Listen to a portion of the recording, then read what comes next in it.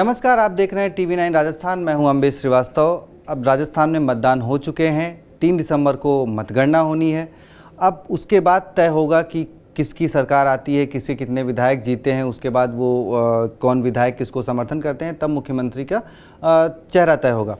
लेकिन देखिए, अभी मतगणना और मतदान के बीच के जो समय है, इस बीच के समय में जो सबसे ज़्यादा सियासत हो रही है, वो सबसे बड़ी बात तो ये है कि भाई कौन जीत कर आ रहा है। हर पार्टी के प्रमुख नेता अपनी अपनी पार्टी के जीत के आने का दावा कर रहे हैं। लेकिन इसी बीच एक जो सबसे बड़ी बात निकल के सामने आई वो थी कि निर्दलियों को साधने की कोशिश की जा रही है।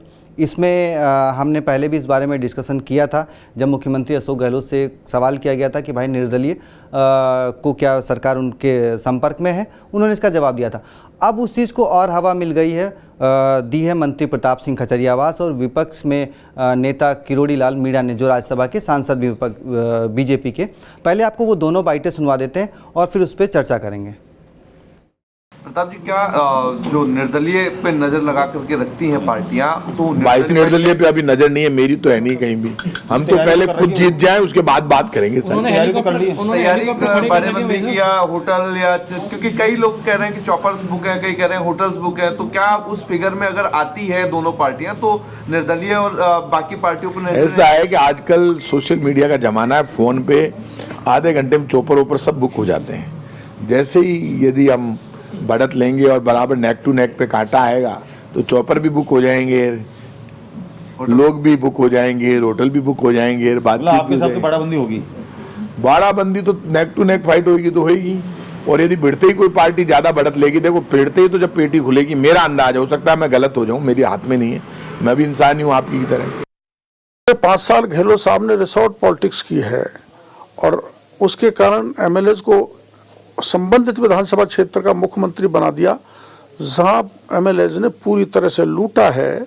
और जिन एमएलएज में आपको ये कह सकते हो 99% मंत्री जो है वो चुनाव हारेंगे। देख लेना आपको 3 तारीख के रिजल्ट में। बेंगलोर में सुनने में आ रहा है कि रिसोर्ट बुक हुए। हाँ, ये मैंने बात हुई थी किसी मीडिया के वाले से रात को, तो मैंने कन्फर्म की थी ये बात। कांग्रेस में बड़े प्रमुख लोगों से भी मेरे संबंध, उन्होंने उसको तायद किया था कि 2 बड़े रिसोर्ट इनको फिर बंदी बनाया जाएगा और वही नौटंकी की जाएगी हॉर्स ट्रेडिंग की, जो 5 साल तक गहलोत साहब करते आए और राजस्थान की जनता को कर्जा और वो मुसीबत खड़ा करते आए। वो अब की बार शुरुआत से कर देंगे, पर उसमें कुछ भी नहीं निकलने वाला है। रिसोर्ट पॉलिटिक्स और राजस्थान और राजनीति, देखिए राजस्थान में ये कई बार हुआ है और कई पार्टियां, कई प्रदेशों के, मध्य प्रदेश रहा हो, चाहे कर्नाटक रहा हो, चाहे महाराष्ट्र रहा हो, वहाँ के MP भी आके राजस्थान के रिसोर्ट्स में रुके हैं। लेकिन इस बार राजस्थान के रिसोर्ट्स के जगह कहा जा रहा है बेंगलोर। अब इसी गणित को समझेंगे हमारे एग्जीक्यूटिव एडिटर पंकज सर से। पंकज सर, अभी तो कुछ हुआ भी नहीं और पहले ही रिसोर्ट्स बुक होने लगे। देखिए एक्चुअली एग्जिट पोल्स में जिस तरीके से क्लोज कॉन्टेस्ट दिखाया जा रहा है और दिखाया ये जा रहा है कि दोनों के बीच नेक टू नेक फाइट है। आप अलग अलग एग्जिट पोल्स, जो पोल सर्वेयर हैं, उनको आप देखें और ओवरऑल एनालिसिस करें तो उससे एक बात यही सामने आ रही है कि राजस्थान में कोई क्लियर कट विक्ट्री किसी को दिख नहीं रहा है। और वो दिख रहा है कि दोनों दल एक दूसरे के बिल्कुल आसपास हैं और जाहिर तौर पर अगर उस तरह की स्थिति बनती है तो इंडिपेंडेंट एमएलएस की भूमिका इंपॉर्टेंट हो जाएगी। और आप बेहतर जानते हैं कि जब इंडिपेंडेंट एमएलएस की भूमिका इंपॉर्टेंट हो जाएगी तो जाहिर तौर पर रिजॉर्ट पॉलिटिक्स भी सामने आएगा। मीना इस तरह की बात कर रहे हैं, खाचरियावास इस पर मुस्कुरा रहे हैं, हंस रहे हैं, वो सोशल मीडिया को ब्लेम कर रहे हैं, व्यंग्यात्मक लहजे में है। लेकिन पॉलिटिक्स की तो ये हकीकत है। आपको याद होगा हम लोगों ने पिछले दिनों ही ये वो वीडियो दिखा था जिसमें जब अशोक गहलोत से पूछा गया तो उन्होंने बहुत हंस के कहा कि अगर ऐसा चल भी रहा होगा तो आपको बता देंगे। क्या भी फीडबैक लिया है, दिन भर फीडबैक लिया है, फीडबैक के आधार पर आपने बताया अभी अंडर करंट है तो सरकार रिपीट हो रही है। क्या वो तमाम जो अलग अलग विधानसभा क्षेत्र में ऐसे विधायक जो किसी पार्टी विशेष से नहीं, निर्दलीय है, जीतने की स्थिति में आ रहे हैं, क्या उनसे संपर्क में है सरकार? आपको बताएंगे कोई संपर्क में होगा भी, पूरे पार्टी वाले आपको बताएंगे क्या? वो तो स्वतः ही स्वाभाविक संपर्क हो जाता, अपना आप ही हो जाता है, इसलिए कोई करने की जरूरत नहीं होती है। पर इस बार जो है मैं समझता हूँ कांग्रेस को स्पष्ट बहुमत मिलने जा रहा है, भारी बहुमत मिलने जा रहा है। बहुत बात साफ है और ये क्लियर है, सरकार बनाने को लेकर के जो भी गणित किया जा सकता है वो सारी गणित की जाएगी और दोनों पार्टी के द्वारा की जाएगी। उसमें अगर कोई भी संभावना होगी, अगर क्लियर कट मेजॉरिटी नहीं होगा तो ये रिसोर्ट पॉलिटिक्स आपको नजर आएगा। अब सवाल यह है कि बेंगलोर ही क्यों चुना गया है? जाहिर तौर पर कर्नाटक में कांग्रेस की सरकार है, बेंगलोर में आपको पता है डीके शिव कुमार बहुत बढ़िया मैनेजर माने जाते हैं, वो काफ़ी सक्षम नेता हैं और जिस तरीके से बुरे समय में भी उन्होंने कांग्रेस को फंड किया, तमाम तरीके से मदद की, उन पर कई तरह के प्रेशर भी पड़े, लेकिन कांग्रेस के प्रति उनकी लॉयल्टी दिखती नजर आई है।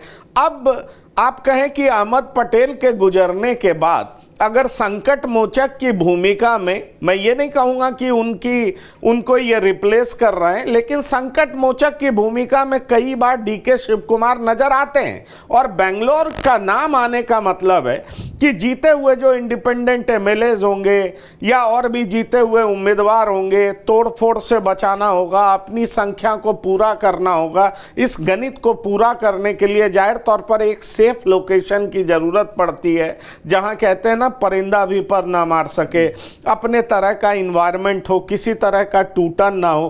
क्योंकि आपको याद होगा महाराष्ट्र में जब शिवसेना में टूट हुआ तो वो लोग धीरे धीरे एमएलए सब कहाँ चले गए? गुवाहाटी चले गए।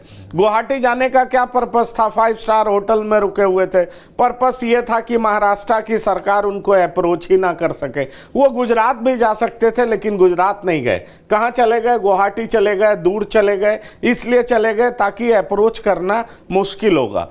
तो ये पॉलिटिक्स की रियलिटी है, हार्ड फैक्ट्स है। सवाल यही है कि जिस तरीके का एग्जिट पोल का नतीजा दिखाया गया है, जो क्लोज कॉन्टेस्ट हम देख रहे हैं, तमाम पोल सर्वेयर ने यहाँ तक कह दिया है कि कांटे की टक्कर है। कुछ ने तो कांग्रेस को 20 भी दिखा दिया है। अब कांटे की टक्कर होती है और उसमें कुछ सीटों की कमी पड़ती है, तो इस तरह का खेल आपको देखने को मिलेगा। आपको याद होगा सचिन पायलट ने भी रिसोर्ट पॉलिटिक्स किया था 2020 में। वो अपने विधायक को लेकर के गुरुग्राम में उन्होंने मानेसर में अपने विधायकों को रखा था। ये बात और है कि उनकी ये मंसूबा उनका ये पूरा नहीं हो पाया था, वो इसमें सफल नहीं हो पाए थे और अंत में उन्हें मना लिया गया था। उसका खामियाजा उनको पूरा ये टेन्योर भुगतना पड़ा। वो ना डिप्टी सीएम रह पाए, ना ही अध्यक्ष रह पाए। अशोक गहलोत से उनका 36 का आंकड़ा रहा। तो ये तो पार्टी के भीतर की कहानी थी और कहा जा रहा था कि ये सारा कुछ बीजेपी के इशारे पे हो रहा है और कांग्रेस वाले लगातार अमित शाह को सवालों के घेरे में ले रहे थे। लेकिन अभी क्या होगा?